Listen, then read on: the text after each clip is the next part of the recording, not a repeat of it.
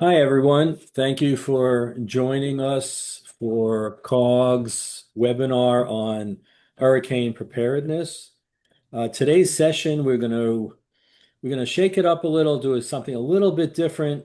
In addition to any questions that you may have on hurricane preparedness, we have a lot of people of our members from CARG, and I'm going to introduce them in a second. So even if it's not directly related just to hurricanes and what to do about it, if there's any questions, feel free to go ahead and in the Q&A section, you can go ahead and write your question. And in addition to that, we're going to try out another feature.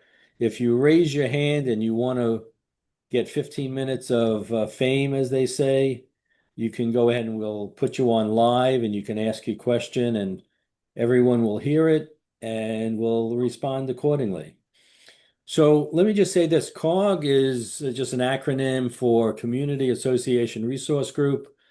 We're an educational group of vendors and contractors that primarily give their services to associations, the condos and HOAs. So for instance, right now, I do condominium monthly accounting. We don't do any auditing, but we collect the monies, we pay the bills, provide the financial statements, hold hands on any kind of financial matters that you may have. We also have Charles, who's the founder of our group from GRC Landscaping. We also have Ken from Popular Bank. So if you want free money, he just wants to hand out free money. No signatures, no obligations. I think I'm going to get myself in trouble with that statement. We also have Andrew with Maori Elevator. They've been around for ages. They're probably the best known, well-respected elevator company around, and Andy is just really a delight to work with. We have Darren, who is with Lush Outdoor Services, and Darren just has just a wealth of knowledge. He can help you on a consulting basis, almost anything that's inside or outside of your association, whether it's pest control. He's an arborist, so he can go ahead and answer any of those questions. We also have Tyler from Valley Bank I'm sorry, from Valley Insurance. So any questions on insurance, he can go ahead and fill you in. He talks a lot, so we're going to usually try to keep him, on a tight string. We have Austin from Talbert Painting. That's probably been around for about 50 years and is probably, again, one of the most respected painting contractors in South Florida. We have Dennis from Pallets Roofing, which I'm sure, especially during hurricane season, his phone's going to be ringing off the hook. And we have Marcy, who joined us from Community Cable Consultants. So if your association has cable or internet, Marcy provides a service. She's been around, even though she doesn't look it, she's been around for probably 30 or plus years, knows all the players with the cable and internet providers. And really, she provides like a free service because she'll explain it in a little greater detail. But basically, Marcy goes ahead and will get paid by the provider, not the association. So she just has a wealth of knowledge. She knows all the players, good person to give a call to. So with that said, we'll start off with really, I'm just going to go around the room. If everybody can just give maybe just like a literally 1 or 2 minute little talk on hurricanes, how it relates to your company, what you can provide, what people should really be looking for or doing. and then we'll open it up, to questions from the audience. So Charles, if you want to go ahead and start, you have to unmute.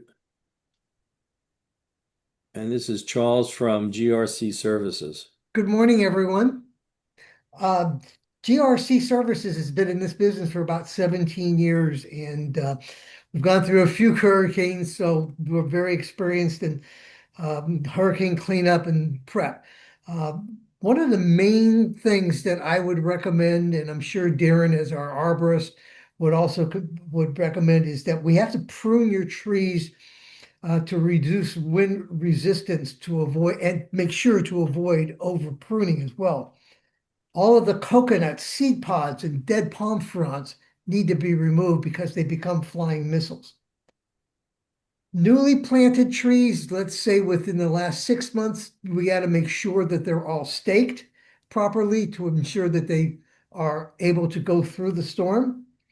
And very important is to make sure you turn off the irrigation uh, at least 48 hours before the storm moves in. One of the main things that most associations overlook are cleaning out your storm drains. You've got to get your storm drains cleaned out because if they're full, there's no place for the water to go. So what happens is that your property is going to get flooded. So please go around, inspect your storm drains and make sure that they're serviced in June, preferably before hurricane season. But um, there's other things that we can do, but that's closer to like 48 hours before bringing in all your pool equipment and so forth. Make sure that your generator fuel is full and you're ready to go. Um, Patio furnitures, umbrellas, they become missiles. So make sure all of your patio furniture is secured. All right, great. Thanks, Charles. Sure. Andy, if you can unmute, Andy again is from Maori Elevator. What advice, what educational type of information should we be telling everybody? Thanks, Mark, and good morning, everybody. Um, Before a storm hits, you want to protect the elevator as best as you could, so you can avoid damage to the elevator. So having the inconvenience of no elevator for an extended period of time from water damage in the elevator. You want to avoid dealing with insurance company and claims. So what you can do is the first thing you want to do is notify all the residents when you're going to shut the elevator down. So everybody is done moving what they have to move.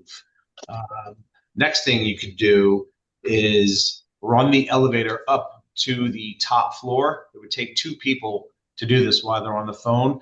One person would be in the elevator machine room. The other person would ride the elevator up to the top floor. When they get out of the elevator and the door's shut, they notify the person in the machine room. They shut the disconnect off, and that shuts the elevator down. That protects it from flooding on the first floor. Um, Keep the elevator off. You want to make sure if there's any vents in the elevator hoistway that they're covered, that water is not going to intrude through that sideways rain that comes with hurricanes. So you can protect all the electronic equipment on top of the elevator. Once the storm is over, you want to assess the area, make sure there's no flooding, and maybe contact your elevator company before to turn the elevator back on to not cause any further damage. And if you do these small little things, you can protect the elevator and save yourselves thousands of dollars. Great. Thank you so much, Andrew. Darren, if you can unmute. Uh, Yes. Darren has a wealth of knowledge, like I said, as far as um, things outdoors. So whether it's the as an arborist or pest control, um, he can also probably give you some advice on fishing. It's my weekend job. Um, Thanks for the introduction, Mark. My name's Darren. I am a certified arborist, but I'm also a certified pest control operator. So I think uh, we got a good explanation from Charles on what needs to be done as far as tree trimming goes. So I'll focus a little bit more on what needs to be done as far as pest control. Back to being an arborist, I do consulting, and I could uh, visit properties and see how safe the trees are and see, I could do an inventory and we can do a risk assessment. And I actually use GRC. I collaborate with them on a lot of work for trees, so I would bring in them to actually do the work. Um, but as far as pest control, people don't really see a connection between hurricanes and storms and pests, but there actually is very much of a connection. The most important thing you can do is trim your trees away from, and your plant material away from all of the buildings and structures, so you prevent a runway for insects to get into your buildings or your homes. Um, what we do at Lush is we do something called exclusion work, where we use foam and caulk to seal any entry points. Um, so that way, when there's a lot of rain and the storms, you the insects flush out from the soil, and they tend to climb up trees, and there's a lot of disturbances with the environment. So you definitely want to do things to help. Um, Another thing you can do is just eliminate any type of outdoor conditions that might invite pests, remove piles of debris, and things that could be harbors for rodents. And when there's a storm, the wildlife is kind of tends to get stirred up and their habitats are destroyed. So they're looking for places for shelter. So you want to protect your homes as much as you can. Another thing you can do is have rodent bait stations. Um, Keep them in a dry place, and then after the storm, uh, bring them outside, and that'll help protect your home from rodents. Another thing you can do is after the storm, there's a lot of standing water. In standing water, mosquitoes have 4 life cycles, and the first 3 are in stagnant water. So you want to make sure that you kill the larvae, and you can do that with products such as there's something called Dunks, which you put it in standing water, and it kills all the larvae. You can keep that in a dry place, and then after the storm, go around your house and put those little dunks. I'm doing a little promo for them, but it's a good product. You put it in the water, and it'll kill any of the mosquito larvae. So another thing you can do to prevent pests. Um, and that's about it. All right, There's terrific. any questions, I'm I'll be happy to answer them. I'm sure there'll be some more questions. Tyler, if you can unmute. Tyler is with Valley Insurance. He's terrific to work with. I know a lot of my clients just really enjoy working with him, especially if you've been with a broker for a long period of time. Sometimes it's just healthy to have another pair of eyes take a look at it. Tyler does it as a courtesy, basically, to the group and to myself, that he'll take a look at, your current insurance, and he'll just, if it's good, he's going to tell you right off the bat that it's fine. Or he'll tell you where he thinks that some things need to be adjusted. So Tyler, even though I was joking that you talk a lot, take as much time as you want right now. And I wrote down some bullet points today to please you, Mark. That way I don't go too extended. No, so the main things that I would say is the first bullet point I have written down is really understanding your policy. And when I say that is just be very clear on what your deductibles are going to be. And there's really going to be 2 types of deductibles on your policy. You're going to have a wind deductible that's usually a percentage of the replacement cost of your building, or you're going to have something called an all other peril deductible, which is going to be fire, water, lightning, and anything that's a non-name storm peril. So you really want to understand the policy earlier, because if you find out that you don't have enough money to pay your deductible and we're already in June, it's probably too late, right? A lot of these claims and things are going to happen very fast, right? There's going to be a lot of motion on restoration companies, coverages, adjusters. So understanding your policy and how it works is going to be really important and part of your process. The next thing that I would do is most communities, right, if you're a statute 718, you're an association for condos, you're going to have to do your appraisal every 3 years. What I recommend is comparing your appraisal with your policy to make sure that everything that you want covered in the property is on there. So a lot of times, right, we could miss awnings or fences, things of that nature. If you want those type of items on your policy, I always recommend taking your appraisal, comparing it to the policy, approaching your agent or another agent and saying, based on my appraisal, is there anything that's not covered in this policy that is being covered or mentioned on our appraisal for the community? The final and last thing I would say is there's a lot of exclusions in property policies for prior damage. So if you sign with a new carrier and they deem that you had prior damage before signing, claims could be declined. So what we recommend is before any storm, especially when you have a storm approaching, is take a quick video of your building, take a quick video of the clubhouse, take a couple photos. It will take you 10 minutes. If there is a claim, you have concise and clear evidence dated in our modern day phones that says on June 25th, these photos were taken, and as you could see, that damage did not exist. So that gives you a leg to stand on, especially when, if we do have a major storm, knock on wood, a lot of these insurance carriers are going to be paying out a ton of money. So it's not their favorite thing to do. They much prefer collecting versus paying out. So make sure you have some photos to show evidence that that property was in optimal condition before that storm did take place. And that's all I got. Thank you. Wow, this is a first. Thanks, Tyler. With that said, I think it's a great segue to talk about banking with Popular Bank. Ken Vasquez has been, well, let's put it this way. I've known Ken now for 20 or 25 years or so. Very responsive. Popular Bank is just like the association bank in South Florida. Ken has a terrific team that's always there, to assist. And Ken, I was listening to Tyler, and he was saying about deductibles, and that's always a subject that I talk to my clients about, to be prepared. When a hurricane hits, I still remember in 2005 when we had that bad hurricane, we had to have just our roadways cleared by the landscapers.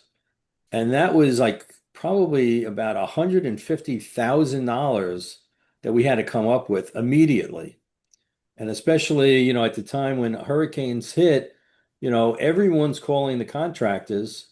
So the contractors, obviously they'll take care of their customers first, and then second, the people that have money to pay them.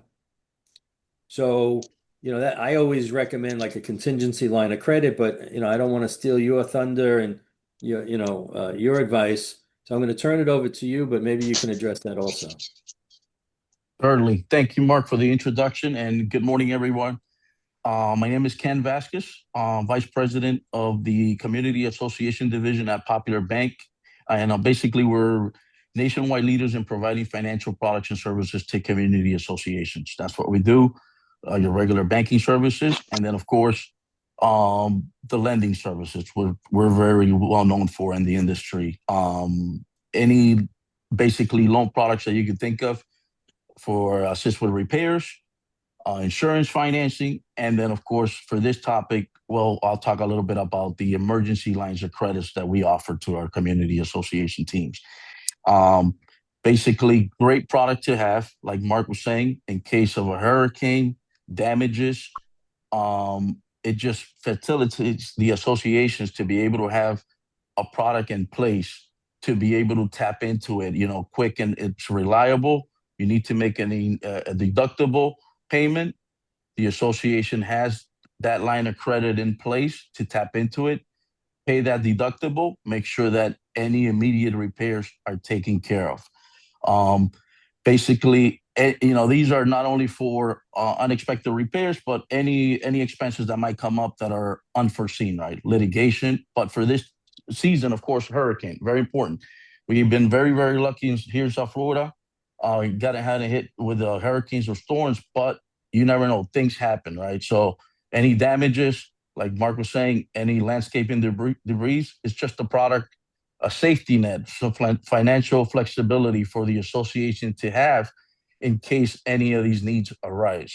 Instead of having to run and assess the memberships with a special assessment, these things take time. And we get hit with a storm, you guys have to, want to take care of any repairs, any leaks on the roofs. These are just great loan products for associations to have available.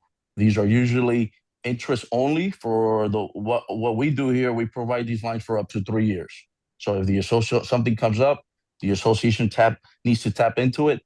The association would only pay interest on a monthly basis on what's drawn, but it gives associations the flexibility. Something happens, get hit with a storm in July, the associations don't have to run to their members and ask, hey, we need to come up with $1,000 each unit to take care of, the landscaping, the cleanup, or we have leaks in the building, and then basically would pay interest only. And then come budget season, you get with your accountant, Mark, and then you guys will either increase your general assessments or pass a special assessment at that point to basically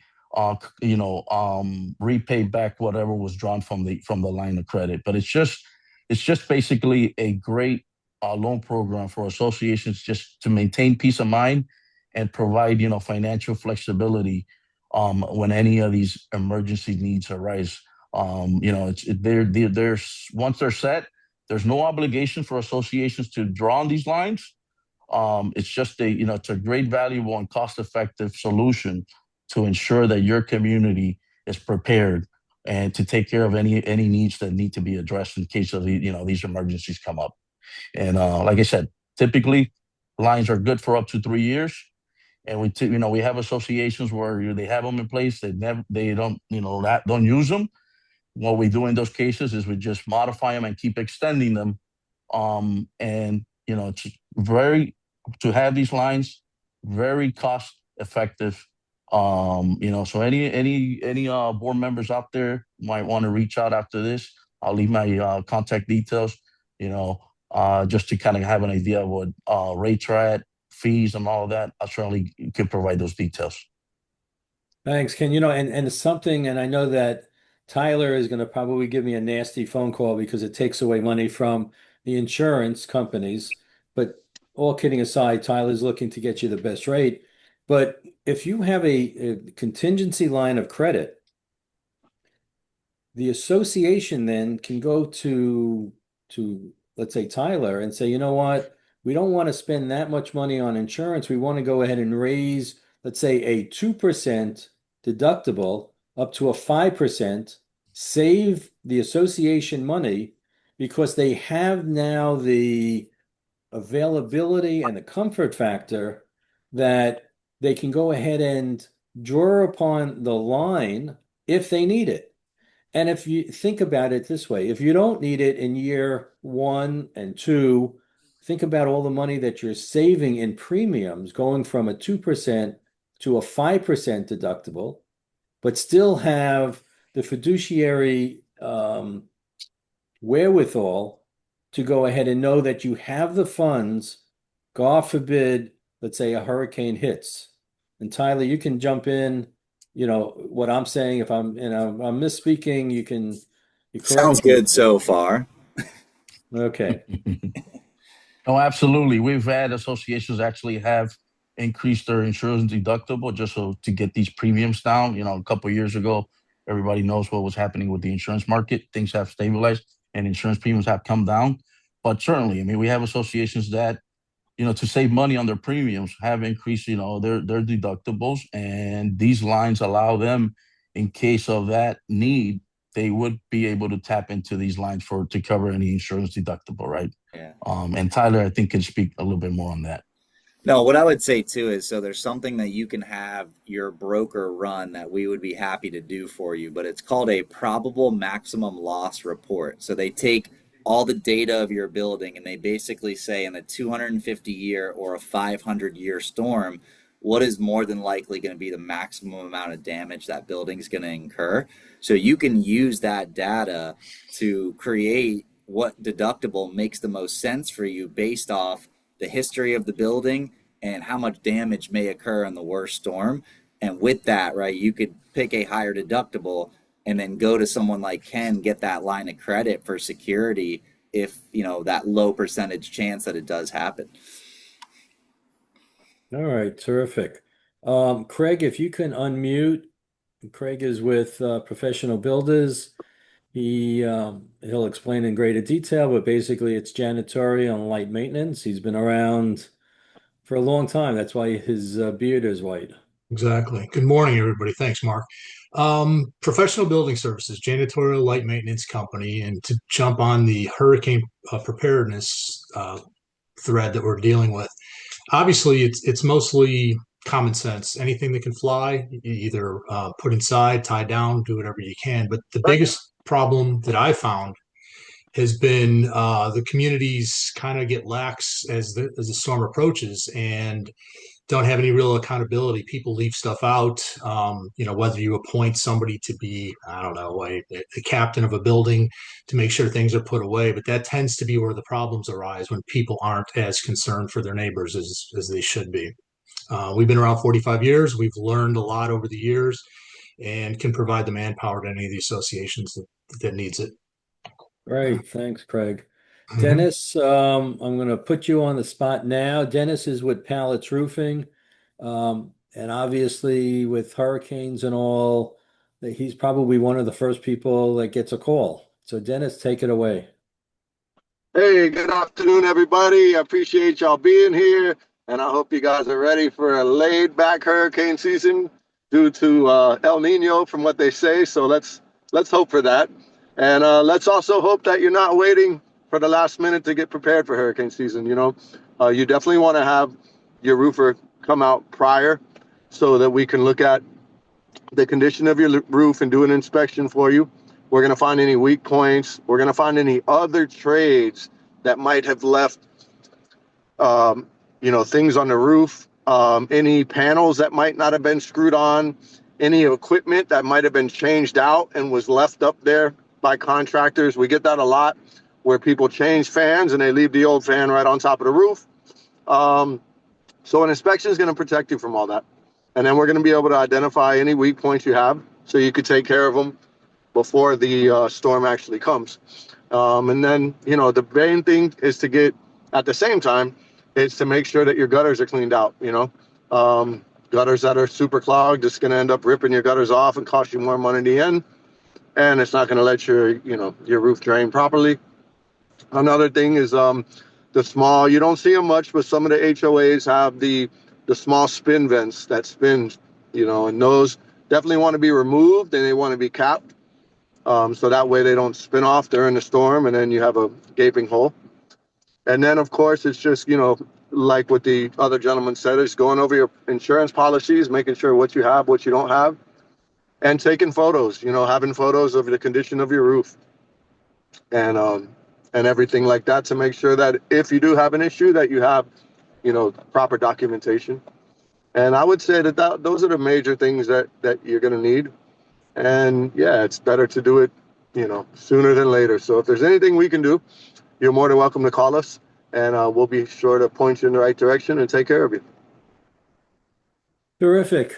Before I introduce Marcy from Cable Consultants, keep in mind if anybody has any questions concerning what we're talking about on hurricanes or really anything else that any of these providers can answer, even if it's not hurricane related, we're keeping it a little loose this morning to go ahead and answer and assist you really with any questions or issues that you may have.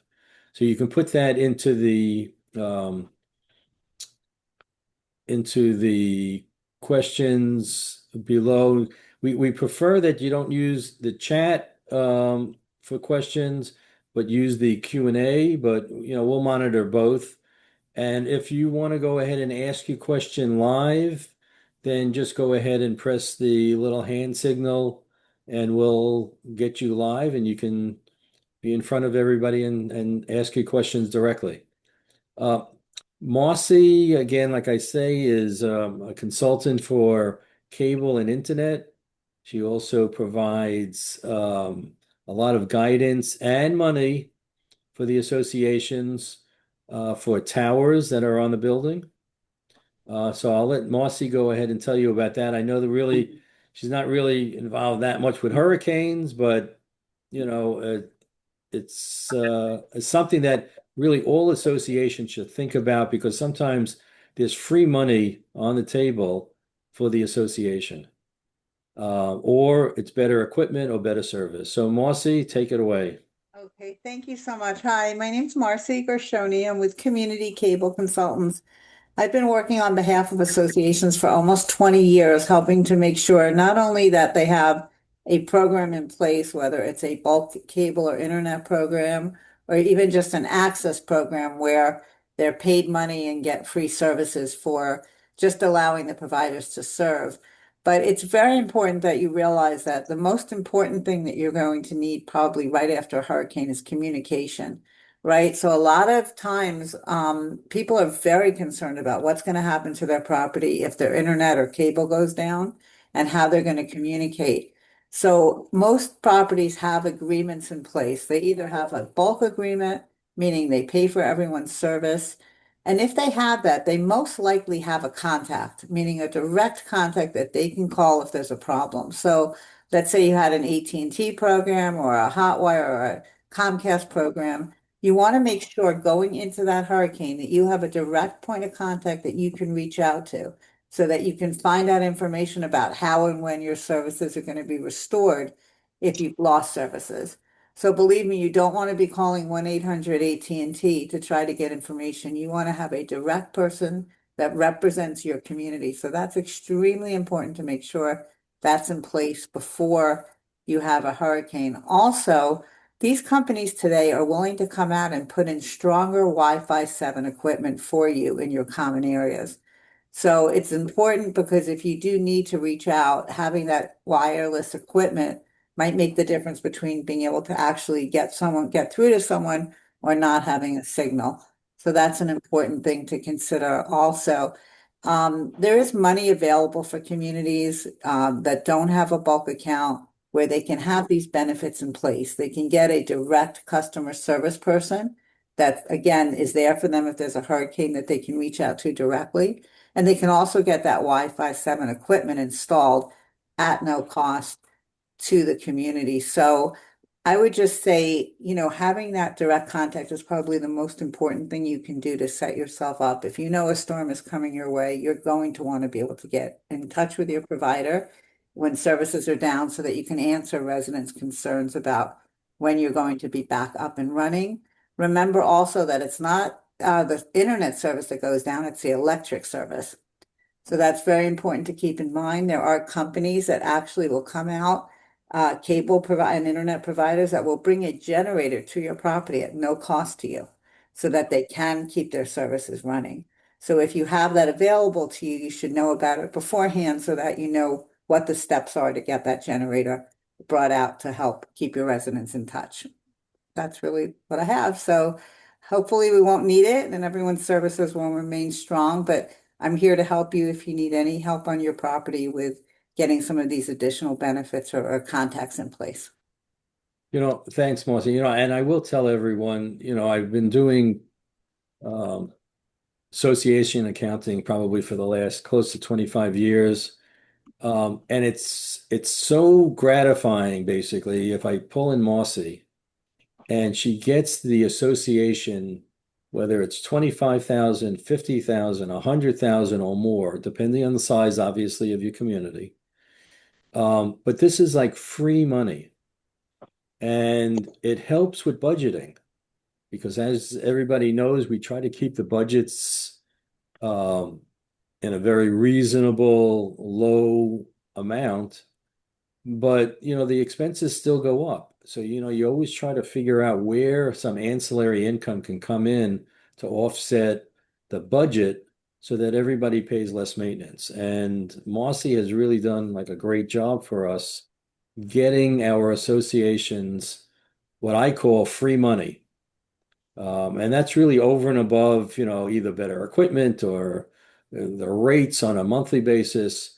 It's, usually a lump sum amount or it could be staggered.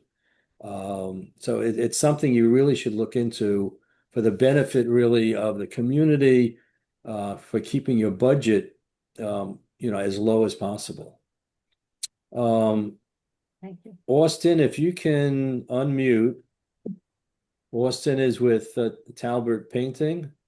They've been around forever, even though he doesn't look it. I don't know. We have to figure out, Austin, how you look so young, but the company is so old. And you have to unmute. There you go. I can explain.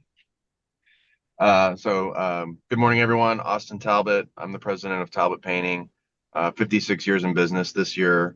Grandfather started it in 1970. So that explains the age gap. Father took it over, and then I took it over as well. So we've been in painting for 56 years. As it pertains to hurricanes, I'll try and be as relevant as possible, but the uh, the skin of your building is your paint. That's your first layer of defense. So if you've kind of delayed painting your building, or if it's kind of been something that's been kicked down the field a little bit, it could create problems. So I would recommend just making sure that your paint isn't chalking, it's not failing. One of the things that very commonly comes up in high wind-driven rain is water will get behind that paint skin, and it creates a plethora of other issues. So making sure that you don't have any cracks in your stucco, gaps in your paint, your windows are tight. Um, Window caulking is obviously a big entry point for wind-driven rain, something that you don't really see outside of high wind-driven rain, something that can kind of disguise itself pretty well. So what we do for our communities is go do an inspection. We'll check the windows. I think Tyler mentioned documenting everything, taking photos. So if there are issues post hurricane, you know where those issues came from. But making sure your building has a good skin on it, and making sure that your windows are well caulked, well taken care of, is the biggest things that you can do to make sure that you don't have a long laundry list of issues after the storm comes through. So appreciate everyone allowing me to be on the call. Austin, maybe you can explain just in a little more detail, obviously in addition to the paint, but then there's the waterproofing issue, on the actual surface of the building, not necessarily just around the windows, but I know that most buildings, once you go ahead and start either pressure washing and some of the paint starts flaking off, that's really when you see some of the real issues that, require waterproofing. Yeah, so it definitely begins to be a problem when water gets behind the first layer of skin in your building. So if you're a community that has a lot of railings or catwalks, or decks like parking garages, those kind of things, those are many times the areas where water starts to get in, because they take such a beating. If you're on the ocean, it even becomes more of an issue.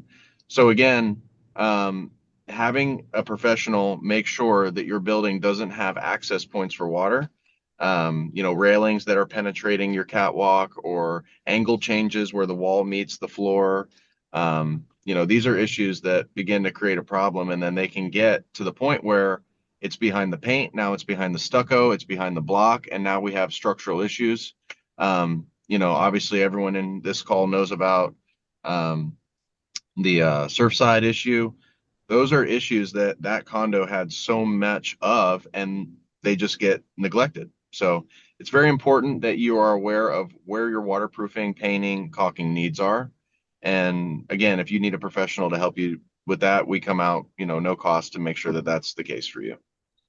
Great. Thank you so much. Andy, we have now a couple of questions I'm going to start reading from the audience. And again, if anybody joining us, if you have any specific questions, go into the Q&A. If you can't find it, you can just hover your mouse down below and it should say more.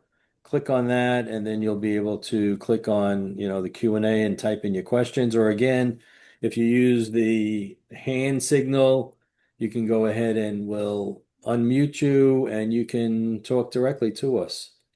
So Andy, there was a question here. What is a good time to shut an elevator down before the hurricane is to arrive? Well, you definitely want to do it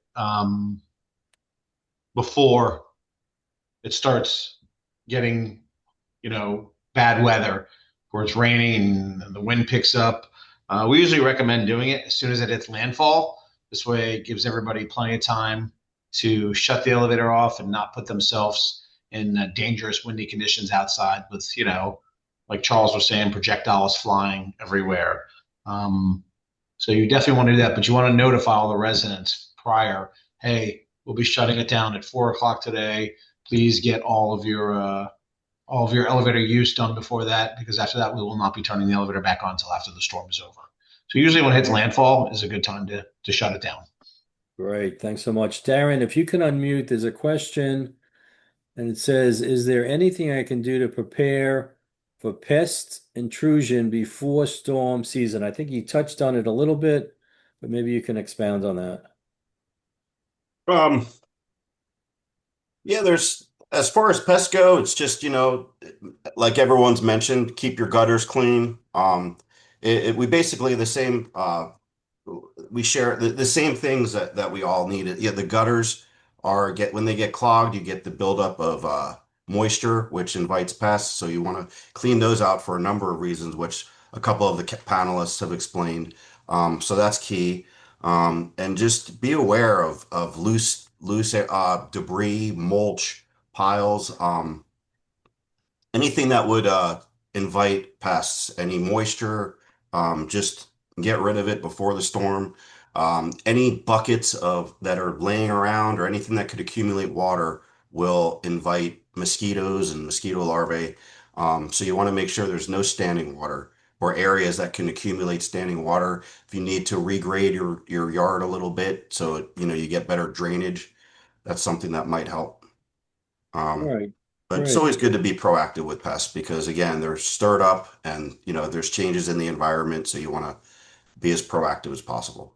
great, thanks. Ken, if you can unmute, there's a question here that it's concerning lines of credit and term loans. They're really asking to understand the difference.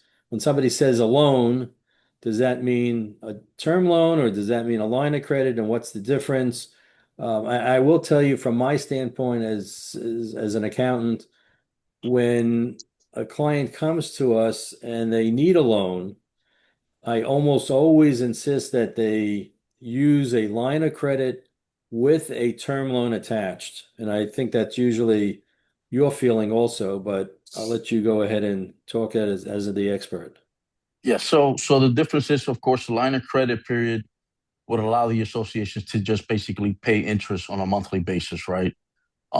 Typically, that's how we structure the emergency lines of credit, but we usually also add a term loan just in case, these lines get to the end and an emergency needs arises and the association needs to tap into that line.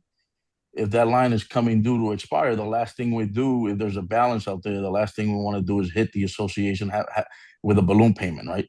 So there's usually a term loan added. Term loan would be basically there's a balance, a residual balance. It will term out to a self-amortizing term loan, typically usually 3 to 5 years. And then the association would at that point start making principal and interest payment on whatever balance was turned out. But typically, it depends on what the association needs. But the emergency lines would definitely be a line of credit up front. And then we have other loan products, right? Like repair loan facilities. Then the structure is when the association will decide whether they want a line of credit. If the association says, Ken, we need to do elevator repairs, we already have an assessment going, we're collecting from the members, we need $500,000 to complete the project, then at that point there would be no line of credit. It would just be a 5-year, 10-year term loan. The association, we would disperse all the funds 30 days from closing. The association basically is required to start making their principal and interest payments on the full balance of the loan based on the term that they elected. And so those are typically the two, but it would all depend on the association needs, what they're addressing. I can tell you nowadays with the 40, 50 years, 95% of the associations are taking a line of credit up front, just because, depending on the size of the project, they don't know what the final number is going to be on the final figures, especially they're dealing with cost restoration. So the line of credit, usually a year to 2 years, allows them that drop period for the construction phase for the repairs. And then when it gets toward that end of that line period, they more or less have an idea of what that final figure is going to be. And then at that point, they'll work with, the accountant management team to special assess or increase their general assessments accordingly, to repay back that loan. But it's usually, that those repair loans usually have a line of credit and then a term loan attached to it. So there's no balloon payment. The association has to rush, come up with funds right away to make a full payment on the principal balance.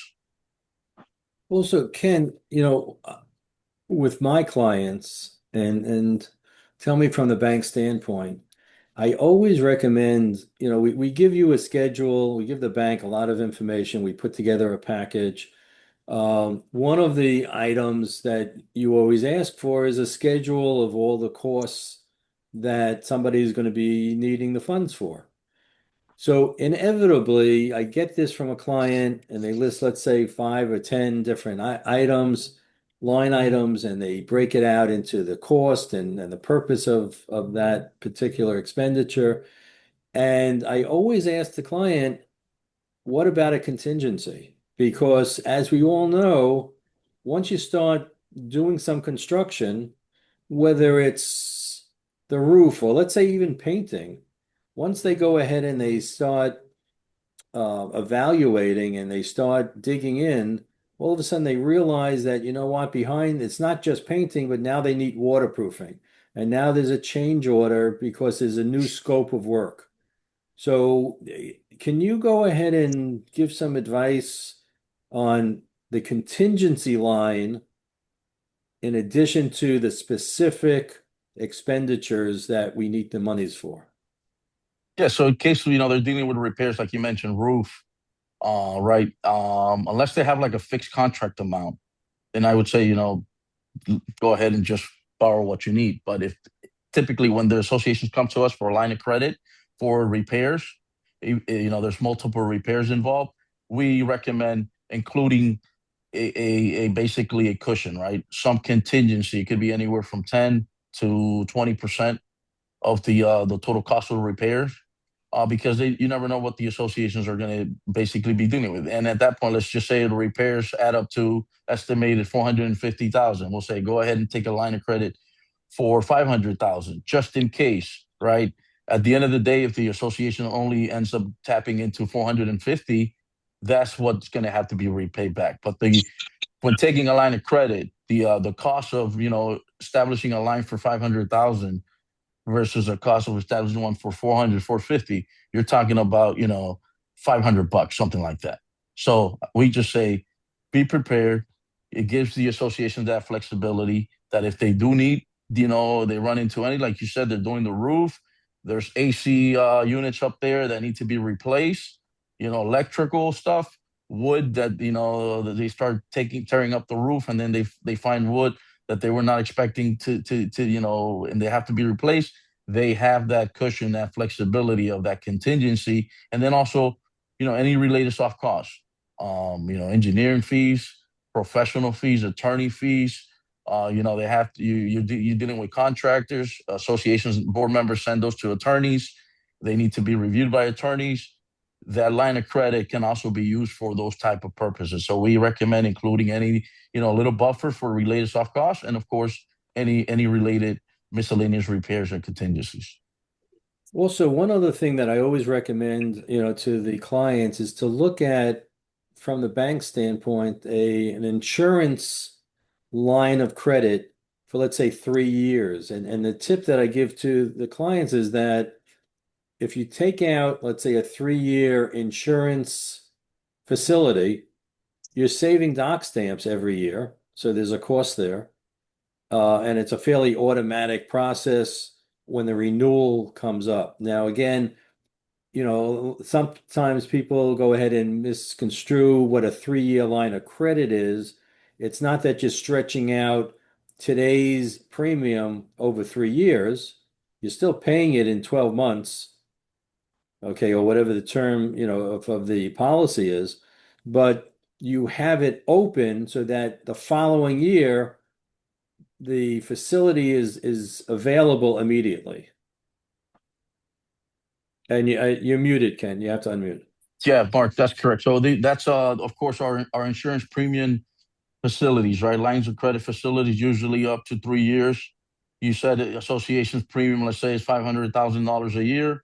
It would be a line of credit that they could go ahead and tap when their insurance premium is due.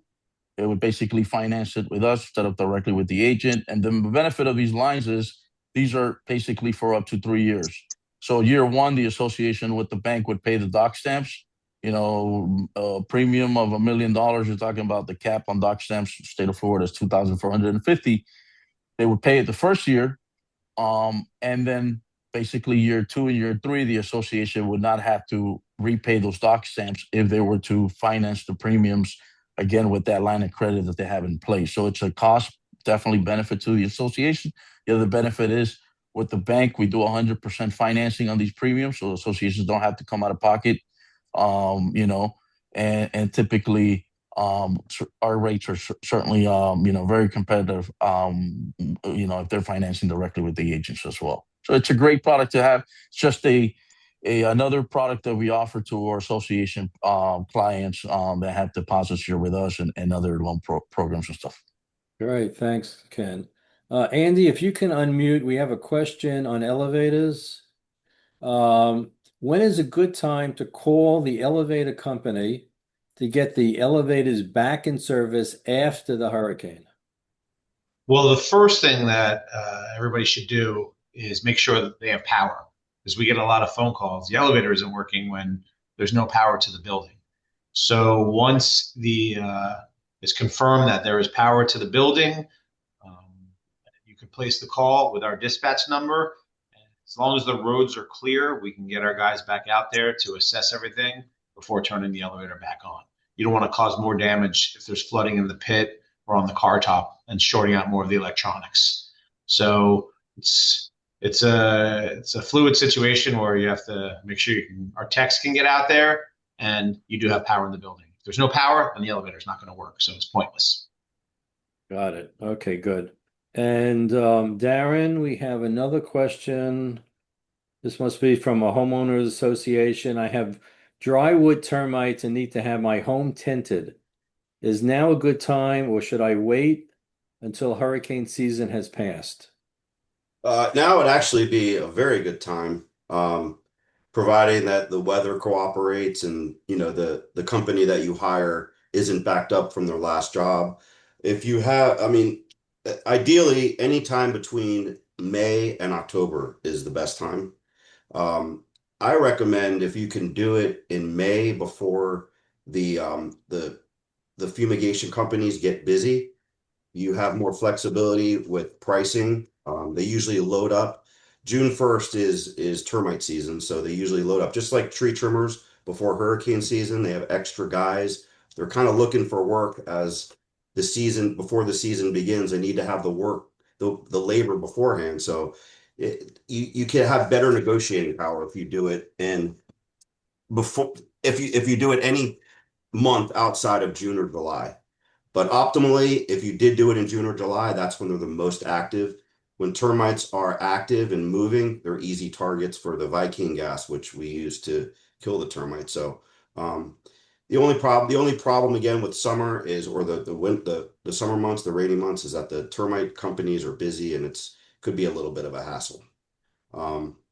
If you're waiting and you could push it till after the rainy months are over, ideally August, September, then you'd be better off. Okay. There's another question here. When is the best time? And this probably Charles, if you can unmute also, because she'll probably be able to chime in here with Darren. When is the best time to trim the trees in preparation for hurricane season? And I know, and I'm not speaking as an arborist because I'm not. I'm not speaking as a landscaper because I'm not. But I always recommend major cut and minor cut to the clients like every other year. So maybe Darren, as from an arborist standpoint, maybe you can give us some advice or education on that. And then Charles, if you can also give whatever expertise you have on it. Well, my answer would be before hurricane season actually starts to get your trees trimmed. We start as early as May and June to get trees, but clients want to wait it to get closer to hurricane season before they do it. But the problem with that is that all of the tree trimming companies get very busy from June, July, and August. So the earlier you get it trimmed, the better. Normally, one time a year we trim all hardwoods and palms, and then sometimes on us around October, November, prior to the holidays, uh, associations like to get their palm trees done again. But a minimum of at least hardwoods and palms once a year prior to hurricane season, and do the palms the second time a year, usually around October. Okay, Darren, anything else you want to add from the arborist standpoint? Just I would, from an arborist standpoint, I would look at trees to see to do an assessment to see which trees could fail in a storm. You don't want to take out trees, but if trees are close to a building, close to a target, you do want to, have an arborist come out and do a risk assessment. And before the storm would be a good time to do that. And you certainly don't want to find a tree company that's not busy in June. They're probably not very good. So you want to, all the tree companies that are going to give you good quality service are going to be very busy. So again, the best time to trim trees is April, May, right before season hits. Totally agree. Thanks, guys. Austin, if you can unmute, there you are. Austin, there was a question as far as the type of paint to paint the building. Is there such a thing as waterproof painting? Is it different than regular paint? So maybe you can explain everything you always wanted to know about paint, but we're afraid to ask. Yeah, sure. So there's several different kinds of paint. Obviously, some paint is better than others. We do also a lot of new construction condos, and almost all new construction condos, I would say over 75% of them, are using a product called Loxon XP with Sherwin-Williams. And that is considered like a waterproofing paint, an elastomeric waterproofing paint. And the main reason they're doing that paint product is because they believe it will help them mitigate 558 claims. So that's a very popular paint. Whenever you're doing a repainting, I would do that. I would also look at products like Latitude or Regal Select or Aura that have um, good stretch factor whenever those buildings are moving and stucco cracks kind of begin to form. Some of these products can bridge those gaps a little bit, where if it's a cheaper paint, it'll just crack right there with the stucco. So there is an elastic aspect of it that helps whenever there is stucco issues. And then also you have products like Emerald Rain Refresh or Loxon Self Cleaning. These are products that are very good when it rains. It kind of pressure cleans your building. Their big selling point is you don't have to have a high maintenance plan to be able to keep your building looking fresh and clean. So a self cleaning type of paint is also something to look at there. So a lot of different options, but really just depends on the value of the building or the value of the board and what your goals are. Are you trying to avoid water intrusion? Do you like your building looking fresh all the time? But there's a lot of options. Great, thanks so much. Marcy, if you can unmute, hopefully she didn't step away. I'm unmuted. Oh, there you go. Thanks, Marcy. Your camera's off. There you No, are. it's not. A question was that they were asking you when I was talking about with towers, they wanted to just get an understanding of what that really means. Sure. So cell towers are sometimes placed on rooftops of condominiums so that they can by the providers, meaning the AT&T, T-Mobile, and they pay the association money monthly or quarterly for the use of that roof space. If you have one of those on your roof today, you should really reach out to me and I can help direct you to who to speak with because a lot of the carriers are now buying those out and paying very large sums of money up front to the condominiums. What those are called macro cell, micro cells that are on top of the rooftop. Today, most of the new cell towers are put actually on the ground. They're called macro cells. So there's just changes in the industry that are going to make some of those rooftop equipment less valuable, and it's a good time to try to cash out. You could get sometimes hundreds of thousands of dollars if you have an existing rooftop equipment. If you don't, they are not placing any new rooftop equipment in the marketplace today, not any of the major carriers. So don't reach out saying, oh, we'd like to put one up there because it's just very difficult to get done today. Okay, and how long do those leases usually run? Well, they're usually 50-year leases and they have 5-year like renewal points. But I've worked with many associations that had this equipment on the roof and they were getting a couple $1,000, but they turned around and walked away with $500,000. And I know a lot of associations today could use the money. And also it's great to get that money up front because there's no guarantee that those 5-year renewals will keep happening because there are a lot of changes to the industry. Oh, great. Okay. That'll certainly help out with budgeting and keeping the maintenance low. Yes. We're basically at the top of the hour, but there is a question here. Dennis, are you still there? Yes, sir. Great. The question was, we have a high-rise, 5-story. Are there different type of roofing systems that we should look into? So for a 5-story, one of the important things is how many air conditioning units you have up on the roof. If you have a lot of air conditioning units on the roof and you have a lot of foot traffic, you're not going to want to go with the white TPO roof because they puncture easily. And most of the times they don't vet the mechanical contractors and AC contractors that come and repair. So it's kind of like a free for all. People are just going up and down off the roof. They end up damaging it. So we don't recommend putting TPO on high traffic areas that have a lot of units on the roof. So for a 5-story, also if you have trees that go above the line of your roof, you don't want to use TPO as well because the branches could blow off and tumble across and puncture your roof. So for a 5-story, typically, as long as it didn't have a lot of AC units, then you would stick to a traditional, like a Bitman roof, a torch down roof. Once in a while, we get people asking. You know what? We froze. We have a little technical difficulty there. For hot Oh, mop there you roofs. go. Okay, we missed the last like 30 seconds of your talk. Okay. Yeah, so I apologize. So, yeah, so as long as your building doesn't have the heavy foot traffic and it doesn't have a lot of units on there, then you're going to stick to a traditional roof, a modified roof that has insulation possibly, but basically modified systems are your most durable systems that most people go with. Great. Tyler, if you can unmute, we have one last question.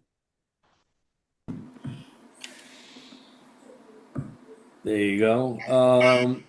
The question is specifically what type of hurricane insurance and what is it called should I be making sure that we have on our policy?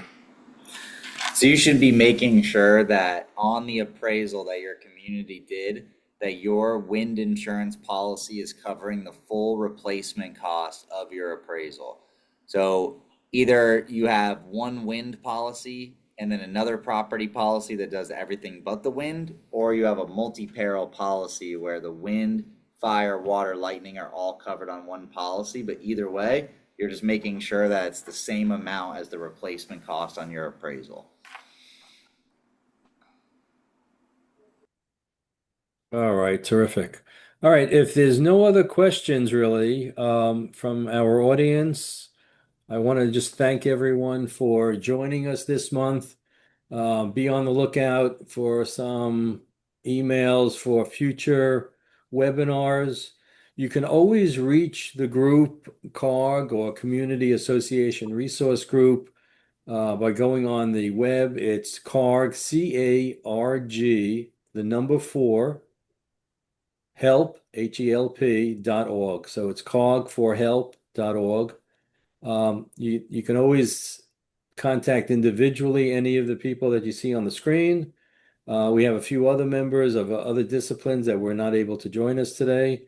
If anyone in the audience would really like a particular topic, we're more than happy to go ahead and to orchestrate that and present it for educational purposes.